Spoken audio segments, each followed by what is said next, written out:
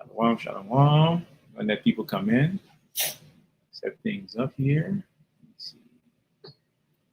Share the screen.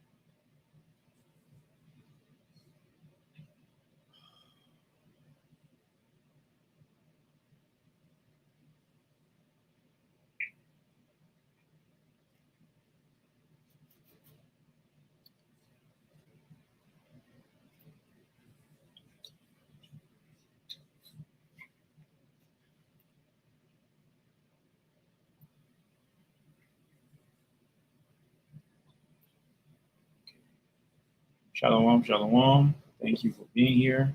It's a beautiful Wednesday night. Yesterday I did this class in Creole, and I believe that I owe my people same understanding in English. I don't want to be like them Levites back in the day. I was holding secrets,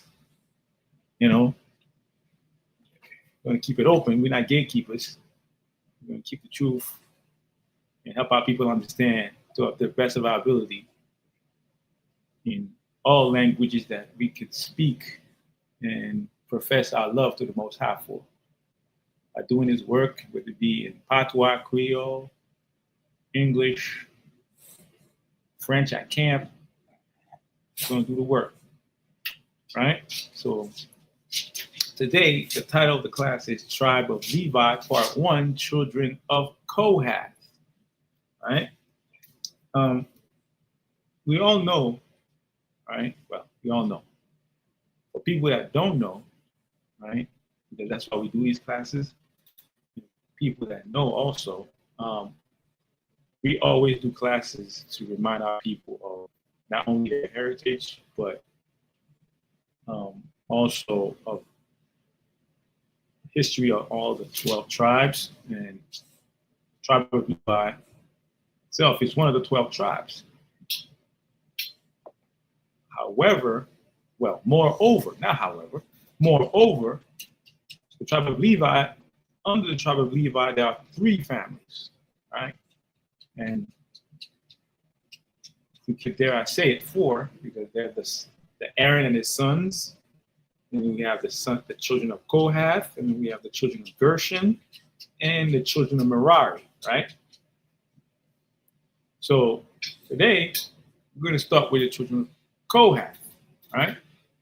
And what was their responsibility when they came to the tabernacle, the temple, the vessels, everything that entailed what the children of Levi, which are Kohath, Gershon, and Merari, had as responsibilities, because each family had a responsibility toward the temple, towards the Most High. Right? Now, we're going to begin with Numbers chapter 3, and we're going to start at verse 31. And it reads,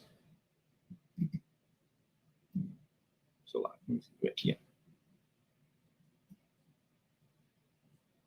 All right, and it reads, Salah. Let's start at Numbers chapter 3, verse 1.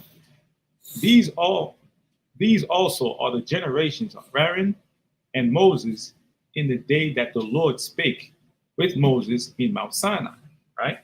Aaron and Moses are both Levites, right? And these are the names of the sons of Aaron: Nadab, the firstborn, and Abihu, Eleazar, and Ithamar, right? So Aaron had 4 sons, right?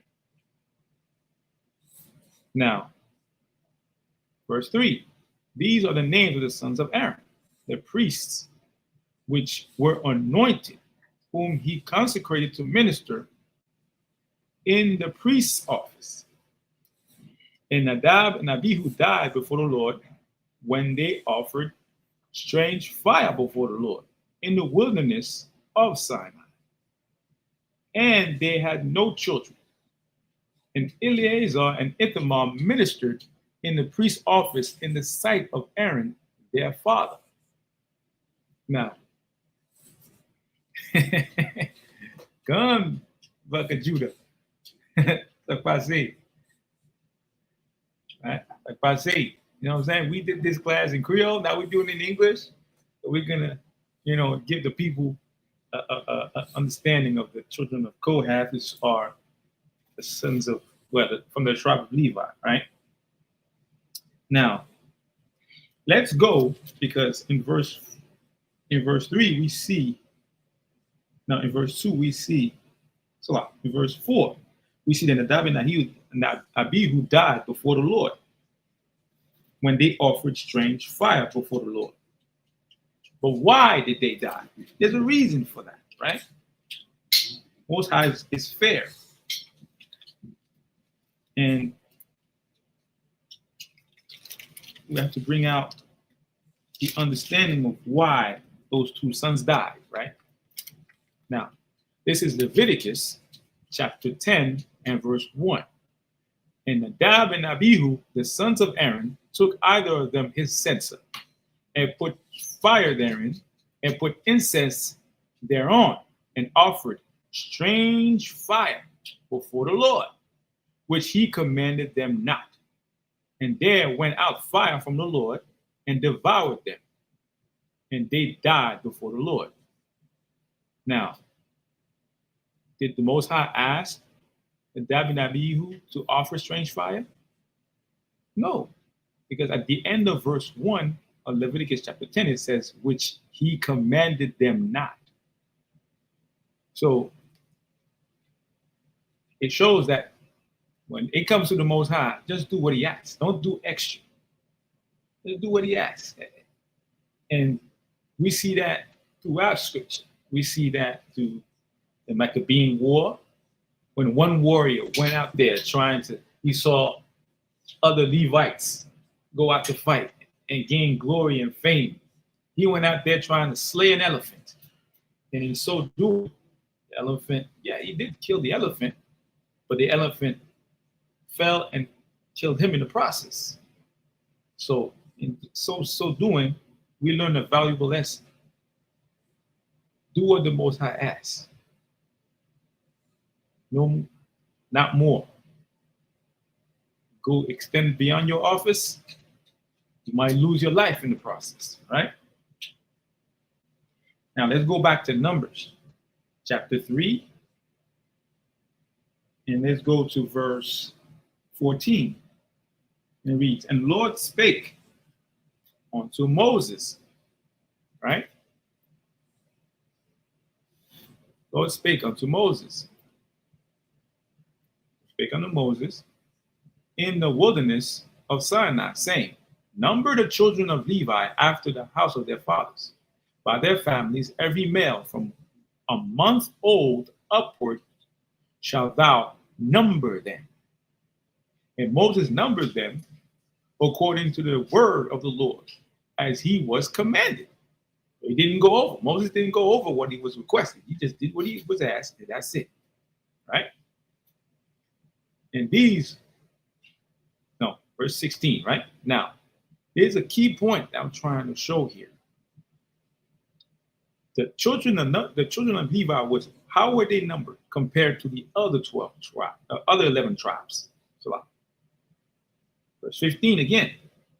Number the children of Levi after the house of their fathers by their families, every male from a month old and upward shalt thou number them. Now, let's compare this to the other tribes, right? Let's go to Numbers chapter 1, right? And let's start at verse 18. And it reads,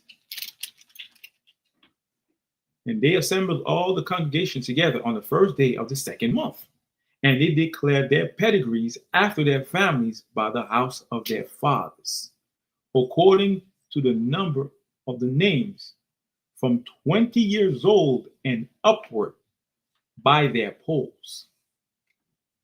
Right? From 20 years old upward by their polls. So in Numbers chapter 1, it tells the Most High commanded Moses to count all the children of Israel from 20 years old and up, right? But now let's go to Numbers chapter 1, verse 47.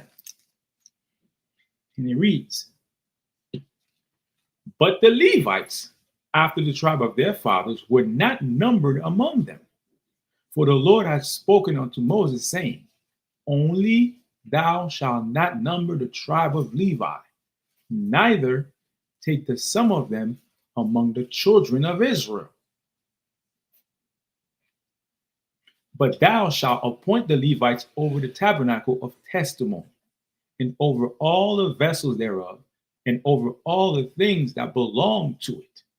They shall bear the tabernacle and all the vessels thereof, and they shall minister unto it, and shall encamp round about the tabernacle. Verse 51. And when the tabernacle set it forward, meaning when all the tribes of Israel start to move or start to pick up camp or break down camp and move the whole congregation, the whole nation of Israel, right? And when the tabernacle set it forward, the Levites shall take it down, meaning we're going to break down what you see before you in the image above us. It's going to be broken down. All this, let me see, the brazen altar, the slaughter tables, the court of tabernacles, right? The brazen laver, the menorah, the table for the showbread and the utensils and vessels, the altar for the incense, the veil, the ark of the covenant.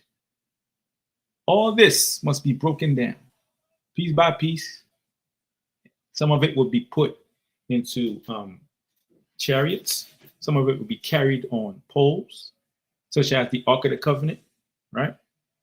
And everything must be wrapped up like it was in a specific order, in a specific way, right? This was not Christmas. It was not Christmas at all. Everything was wrapped up in a specific way with specific orders, and was carried in a specific way also. And even certain families had responsibilities that would seem weird to us, but these are the orders of the Most High Father, right? Verse 51.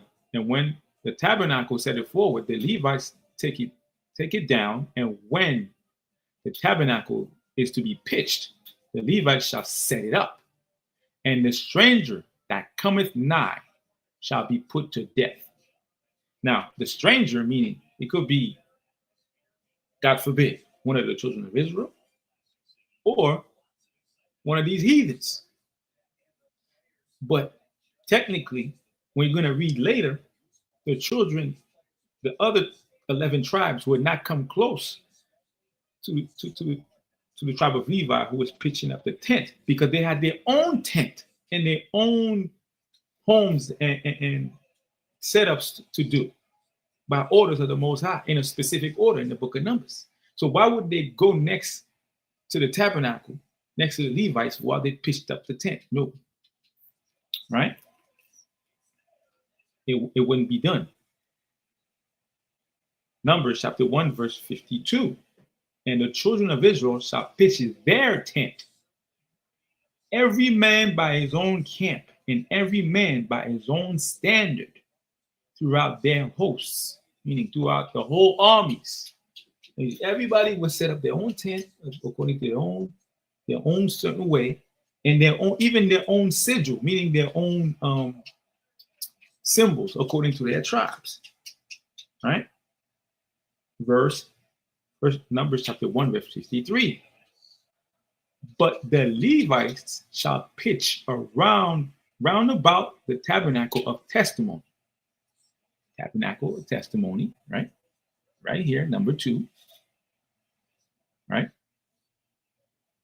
All this, and thus the curtain of enclosure, all of that, right? So, verse 53, but the Levites shall pitch around about the tabernacle of testimony, that there be no wrath upon the congregation of the children of Israel. And the Levites shall keep the charge of the tabernacle of testimony. And the children of Israel did according to all that the Lord commanded Moses, so did they. So we could see there was order. There was order. But that's not even the end of all of this. This is just a prelude, right? It's just the beginning of what the Most High commanded for the children of Israel to do. And we're going to go, I'm going to really go into how, what would cover what, and certain things that it seems very coincidental, but is very apt. But we'll get there. So let's go to Numbers chapter 3, right? Verse 31. No, let's start at verse 29, right? The families of the sons of Kohath shall pitch on the side of the tabernacle southward. And the chief of the house of the fathers of the families of the Kohathites shall be Elizaphan, the son of Uzel. Verse 31. And their charge shall be the ark, and the table, and the candlesticks, and the altar, and the vessels of the sanctuary wherewith they minister, and the hanging of all the service thereof. Right? But let's see how deep that goes.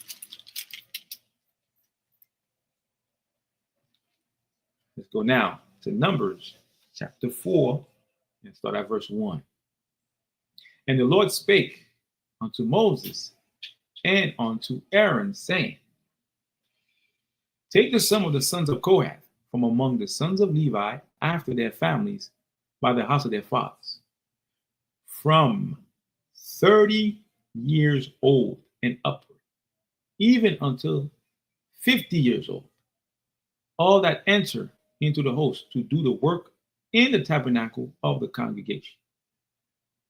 This shall be the service of the sons of Kohath in the tabernacle of the congregation about the most holy things. And when the camp setteth forward, Aaron shall come and his sons, and they shall take down the covering veil. Right? The covering veil here is the number 3 on this image. Right?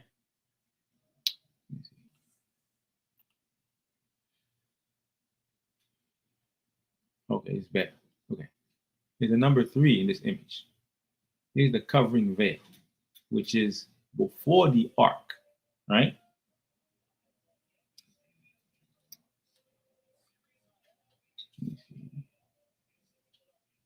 This is Numbers chapter 4, verse 5. And when the camp set forward, Aaron shall come and his sons, and they shall take down the covering veil and cover the ark of the testimony with it. So the number 3 here, the covering veil, would cover the ark of the covenant, which is number 2 in this image. Right? And all the commandments, right? All the orders that the more commandments, statutes, and all the orders that the Most High gave unto Israel. Verse 6. And shall put thereon the covering of badger skin, and shall spread it over a cloth wholly of blue, and shall put in the staves thereof. So let me see. The ark, which is number 3 here, no, number 2, will be covered with the covering veil, which is number 3. And on top of that, there will be a covering of blue, right, to cover the ark. And most likely, that covering of blue had fringes to cover it. Now,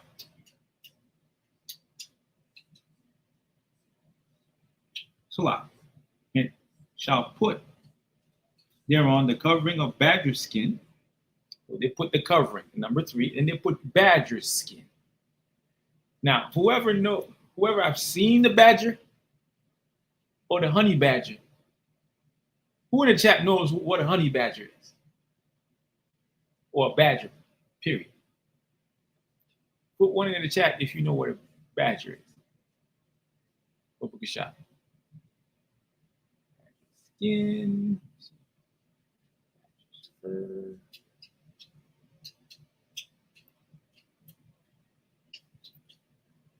I want to know if y'all know what a badger is. Badger. I want to see who knows what a badger is and the characteristics of a badger.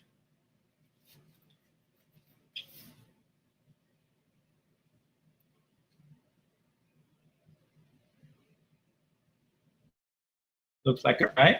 Okay.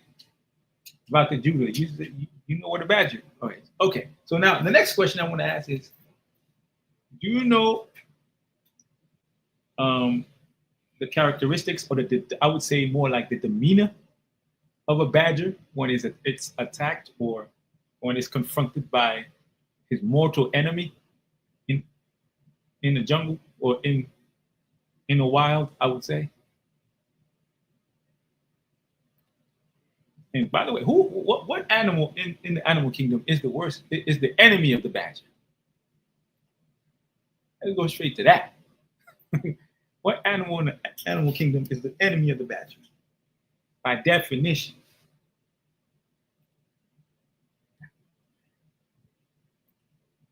I'll come back to this image, right? We're going to come back to this image. Please, stay with me now. Tell me who is the natural enemy of the badger while I pull up the image of the badger. Being really finicky tonight.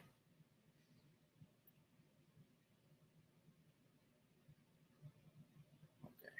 I'm going to show y'all what a badger looks like.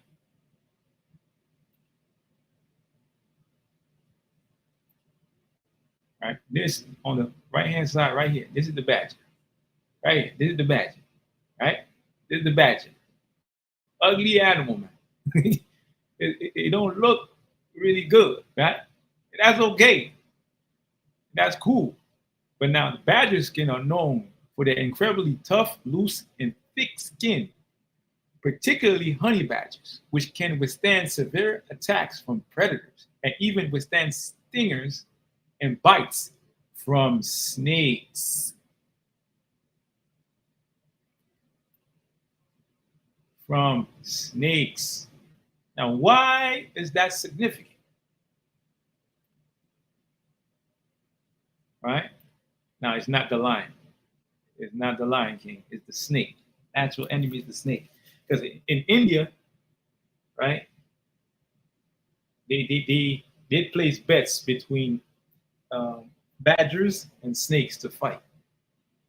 And the snake keeps biting the honey badger, but the honey badger, or the badger period, he ain't gonna go down like that. The badger is built different. But now, why is I'm not saying that's what it is, but the badger's resistance to being snake bitten has a correlation with Exodus. Exodus, I would say chapter 4, right? Right? And we're going to read Exodus chapter 4 and verse 1. And Moses answered and said, but behold, they will not believe me, nor hearken unto my voice, meaning the children of Israel, us. For they will say, the Lord had not appeared unto me. And the Lord said unto him, what is that in thine hand? And he said, a rod. Right? And he said, cast it on the ground. And he cast it on the ground, and it became a serpent. And Moses fled from before it. And the Lord said unto Moses, put forth thine hand, and take it by the tail. And he put forth his hand and caught it, and it became a rod in his hand. So through Moses, Most High showed that through Moses that he could allow us to conquer serpents, conquer evil. Now, in the wild, what animal can protect or is not scared of the snake? The honey badger or the badger, period. And we just read right here, right? Read again. Badgers are known for their incredibly tough, loose, and thick skin. I mean, the snake be biting and biting, trying to, even wrap itself around the badger, trying to choke it. But the badger has sharp teeth now. And it says particularly honey badgers. And who makes the best fruit in all the land, in all these nations? The nation of Israel. This is in Ecclesiasticus chapter 11, verse 3. Let me read it. Let me read what it says.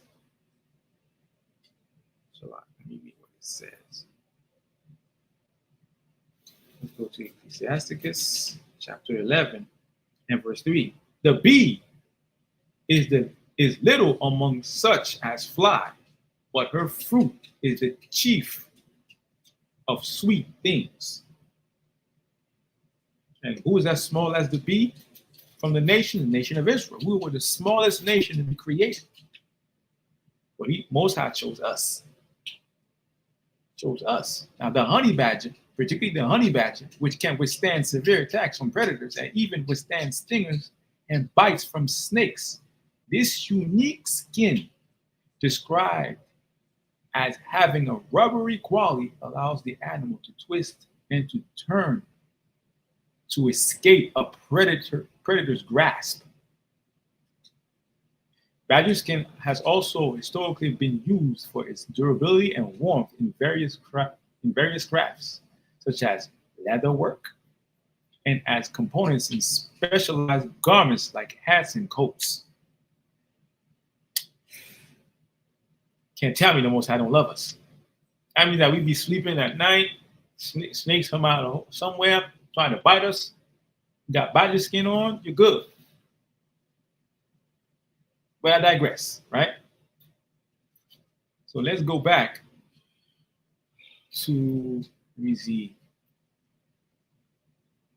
tabernacle or temple. Let's see, go back. Okay. So let's go to verse 7. Numbers chapter 4, verse 7. And upon the table of showbread, they shall spread a cloth of blue and put thereon the dishes and spoons and the bowls and covers to cover withal. And the continual bread shall be thereon. And that's in this image will be number 7 right here. Table of showbread. Right? And there will be showbread on that table continually. Non-stop. Every day, as long as they stayed there. As long as they was encamped there, there's supposed to be showbread on that table. And there's also supposed to be incense on the altar of incense. Right? Keep going. Verse 8. Numbers chapter 4, verse 8. And they shall spread upon them a cloth of scarlet, meaning scarlet, which means red, right? And cover the same with a covering of badger skin, and put staves and shall put in staves thereof to carry it which means that to carry it, they had to be covered. They had to be covered with a cloth of scarlet, which is red, and covering of badger skin, and then put staves and carry it, right? Verse 9, and they shall take a cloth of blue and cover the candlestick of the light, which means the menorah, the 7-branch menorah, not the 9-branch, the 7-branch menorah. And his lamps and his tongs and his snuff dishes. Now, the tongs was used to cut the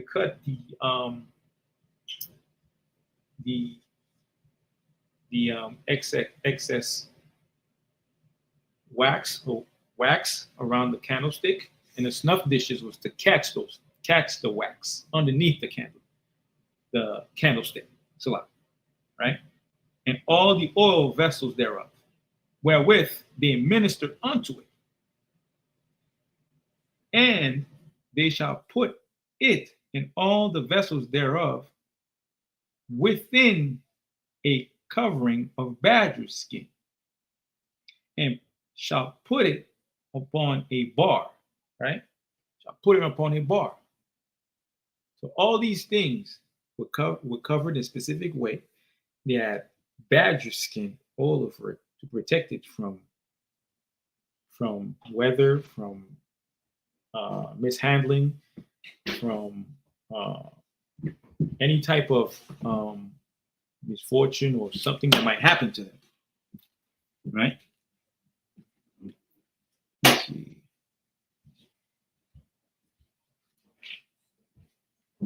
Verse 11, Numbers chapter 4, verse 11. And upon the golden altar they shall spread a cloth of blue and cover it with a covering of badger skin, and shall put staves thereof. Verse 12. And they shall take all the instruments of the ministry wherewith they minister in the sanctuary, and put them in a cloth of blue, and cover them with covering of badger skin, and put them on a bar. And they shall take away the ashes from the altar. Take away the ashes from the altar. Right? Because not only was there incense burnt inside of the temple, but also on the outside, it was burning. So they had to clean that, clean everything, for this altar. And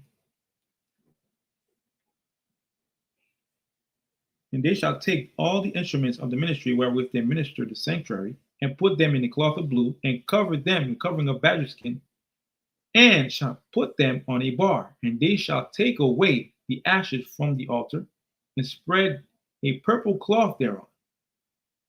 And they shall put upon it all the vessels thereof, wherewith they minister about it, even the censers, the flesh hooks, and the shovels, and the basins, all the vessels of the altar. And they shall spread upon it the covering of badger skin, and put to the staves of it. So all that was done. Now, it's funny that in the 10 Commandments, they don't show all of this. They don't show all of that. But in the movie Indiana Jones, The Lost Ark, they show you the ark. They show a representation of the ark. But how come they don't show us what Moses and Aaron look like from the Russian icons, right? It's in that book. But also in Exodus, it tells you how Moses looked like. And Aaron and Moses were brothers, which means they were from the tribe of Levi.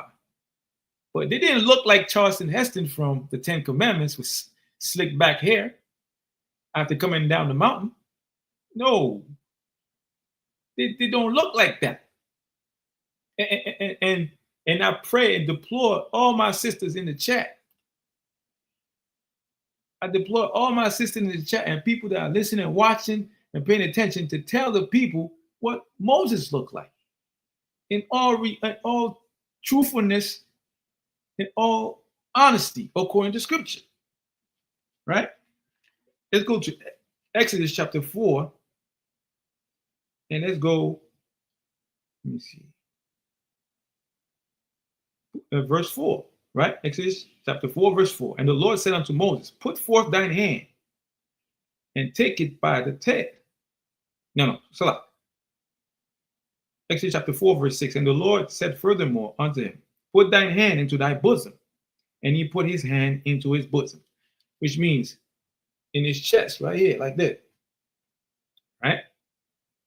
And he put his hand into his bosom. And when he took it out, behold, his hand was leprous as snow, right? Now, a lot of people will tell you that they might, the so-called white man, the devil the Bible speaks of. You know what he would say? Oh, he turned his hand this way, and that's why they saw it was leprous, or something to that effect. Let's say they say that. Cool. Let's ride the train. Let's ride that train together, right? Let's ride that ride together, right? He took out his hand, right? Took it out. Behold, his hand was leprous as snow. And he said, Most High said, put thy hand into thy bosom again. Put it back in again. He put his hand into his bosom again and plucked it out of his bosom. And behold, it was turned again as his other flesh. So if his hand was turned as his other flesh, what was the color of his other hand? We gotta use logic and reason. You gotta tell people to use logic and reason. Both hands cannot look the same way at the same time. And if it's leprous as snow, that means it's white. I've been in Canada. Snow in Canada is white when it falls, man. It's white when it falls, man. It's not different shades of red out there. It's white when it falls. Bam! It's out there until I go out there and play in the snow, throw snowballs, have snow fights, or I drive my car and that snow becomes brown or black or dirty, right? But that's not the case here. They will use any excuse and any rhyme or reason to justify Charleston Heston. But no, Moses was a black man. Aaron, black man. Miriam, their sister, was a beautiful black sister. All the 12 tribes were different shades of brown. So like not black, but brown. Figure of speech. But I'm going to correct myself. Different shades of brown. Right? And there's a difference between a person that is brown like a Shemite from the tribe of Israel and a person that is black from Ham, so-called Africans. That light hit their forehead, it looks purple. And I'm not talking about purple cloth that the Most High gave our people. No, I'm talking about purple, like, yo, that dude, if he get caught at night in the wrong place of town, he's a criminal. You know what I'm saying? No, the children of Israel with different shades of beautiful brown. Like, shown in the right light, we are golden children of God, right? And I'm not talking about light of skin, but light of the spirit, light of the mind in oneness with the Most High God, right? Now, let's keep going. Let me see. We were at verse 14.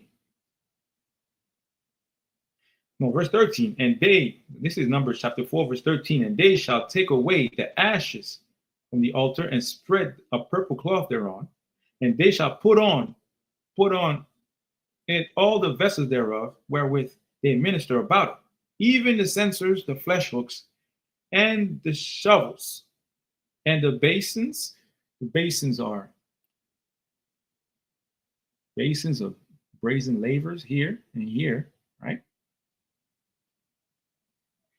and all the utensils used on the table of showbread, the altar of incense, right? The menorah, all those things were covered.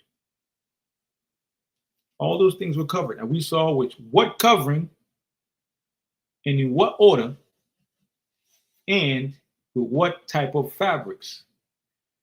Sometimes it was for the ark, it was the veil, then it was badger skin. No, the veil, a covering, the badger skin, and then a covering of blue with fringes. Then the table of showbread was all the vessels that was thereupon,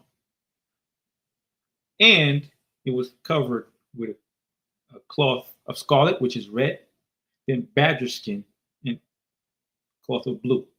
And same thing for the menorah, and same thing for the altar of incense, and so on and so forth. Right? Verse 15, Numbers chapter 4, verse 15. And when Aaron and his sons had made an end of covering the sanctuary and all the vessels of the sanctuary. Now, hear this now. This is very important. And when Aaron and his sons have made an end of covering the sanctuary and all the vessels of the sanctuary, as the camp is to set forward, after that, the sons of Kohath shall come to bear it. So once everything, the sons of Aaron and his sons cover everything, they cover with the veil, the ark covenant, with badger skin, the covering of blue with fringes. Everything is covered.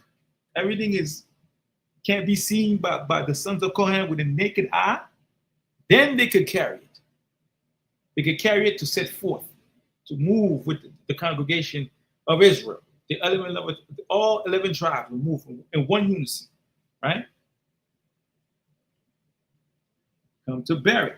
But, this is the but now, they shall not touch any holy thing lest they die. That means that they're not supposed to touch anything. Just like we read in verse 15, as Aaron and his sons are supposed to come in, cover everything, wrap it up, make sure everything is covered according to the laws of God, according to the commandment of the Lord, according to his statutes. And then they came and they carried it.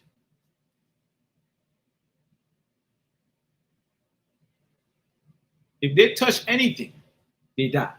The sons of Kohath, they touched anything, they die. Right? These things are the burden of the sons of Kohath in the tabernacle of the congregation. That's their burden. That's theirs to carry. Right?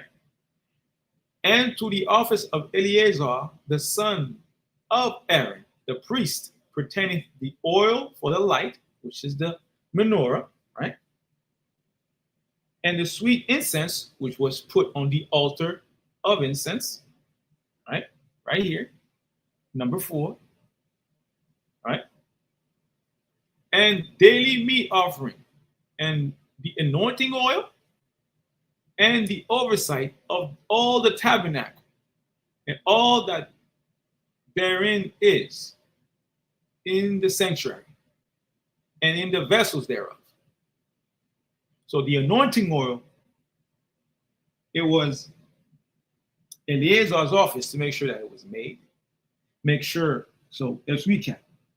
Eleazar, son of Aaron, priest, it was his job to make sure that the oil was for the light was made. The sweet incense was collected and made, basically, right?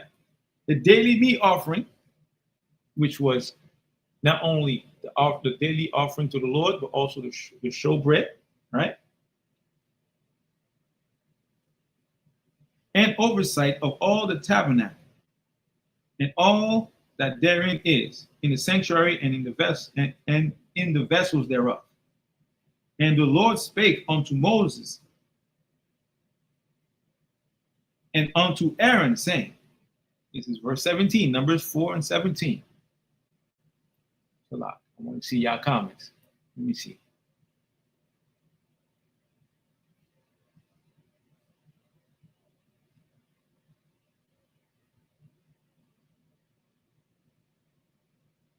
Mirage is my personal opinion. We just read the scripture. But I digress. If you want to discuss all that, Alberto Guerrero, it's not a problem. Come on the Shabbat, right? And ask all your questions. There's no issue. But we just read in Exodus chapter 4, verse 6, that Aaron and Moses are so-called black, which means they were a dark-skinned complexion. Men in Israel is a dark-skinned complected people, right? The nation of Israel is different shades of brown. That's a fact. We could go to Jeremiah chapter 12, verse 9. We could go to Yahushua. We could go, who else? To Job. We could go, who else? Solomon, Song of Solomon, chapter 1, verse 5. It says that Solomon was dark at the tents of Kedar. He was a dark-skinned brother. And I agree, it's not about skin color. But we cannot discard facts that are spoken in Scripture. If we look at common sense, from the beginning, the children of Israel were created out of the dust of the ground. Out of the ground, out of the earth, which means that they are dark-skinned complexion people. Is there different shades of brown? Of course. But primarily also, we're talking about the lineage of our people, right? Let's keep going. Verse 18, Numbers chapter 4, verse 18. Cut ye not off the tribe of the families of the Kohathites from among the Levites, but thus do unto them that they may live and not die. When they approach unto the most holy things, Aaron and his sons shall go in and appoint them every one to his service and to his burden. But they shall not go in to see when the holy things are covered, lest they die. Which means that not only did the children of Kohath could not see or look at the vessels in the temple, they could not only could they not see them, they could not touch them. And in so doing, it was Aaron and Moses' job to make sure that they did not death would not come to them by neither touching nor seeing the vessels, the Ark of the Covenant, the vessel, the menorah, the table of showbread, the altar of incense, and everything that the Aaron and his sons were commanded to wrap up for the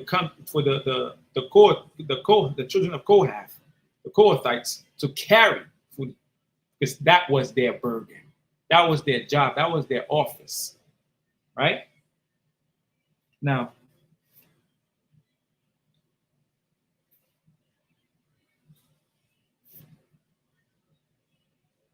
that was their office.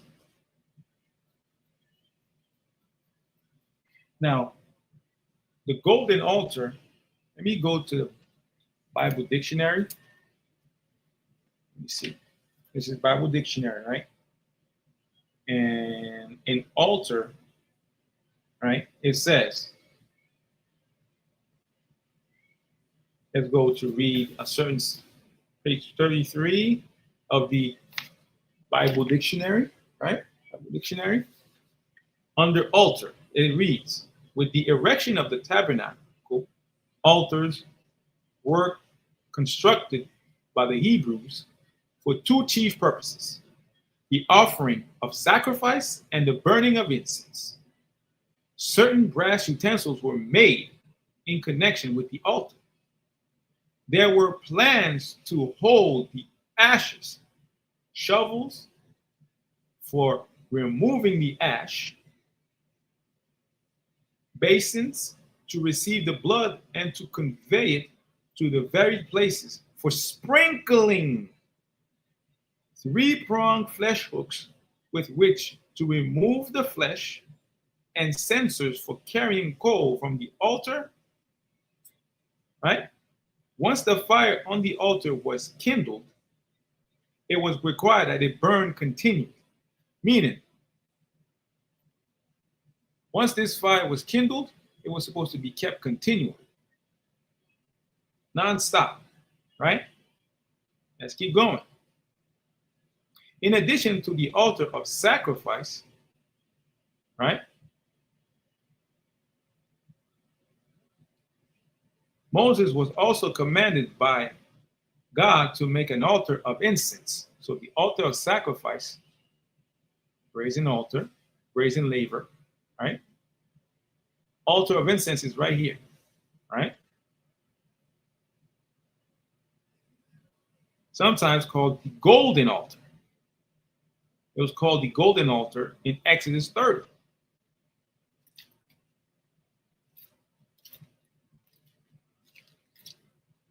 Let's go to Exodus 30 and see what it says.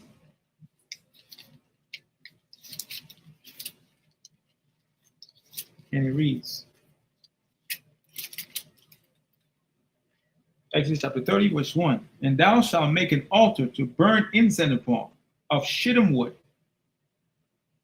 shalt thou make it. A cubit shall be the length thereof, and a cubit the breadth thereof. 4 square shall it be, of 2 cubits shall be the height thereof. The horns thereof shall be of the same. And thou shalt overlay it with pure gold the top thereof, and the sides thereof round about, and the horns thereof.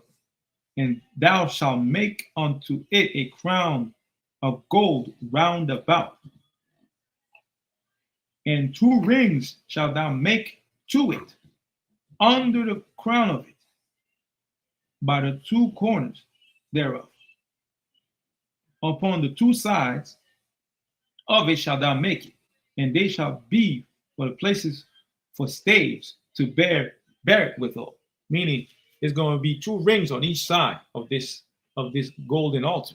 The same, those 2 rings would resemble the rings that the Ark of the Covenant would have, where the 2, how we say, staves or rods, or basically, I would say sticks, like I would say golden, better than this, obviously, but long sticks like this would be put through those rings to carry the ark and lift it on each side, right? On each side. And go back to the Bible dictionary, and it reads, keep reading. The altar was to be located before the veil. See, before the veil. This is the veil. It would be located before the veil that separated the whole holy place from the Holy of Holies, midway between the walls. Huh?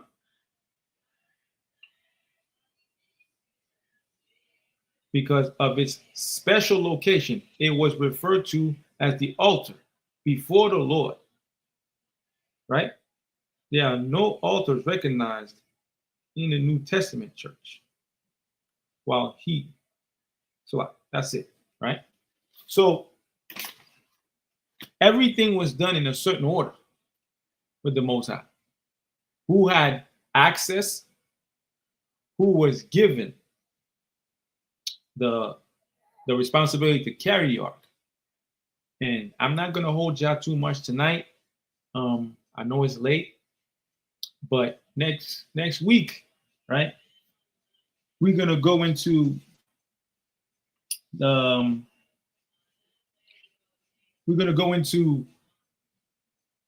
other families and their responsibilities, and how, and during these classes we're gonna see together how all three of these families work in conjunction with each other, and how the number three is very significant. Number three is very significant in scripture, right?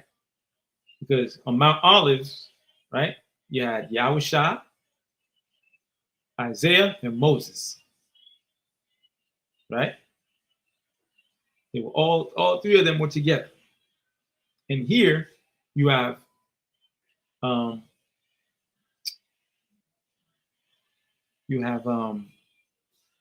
three families that take care of putting up and breaking down the tabernacle of the congregation.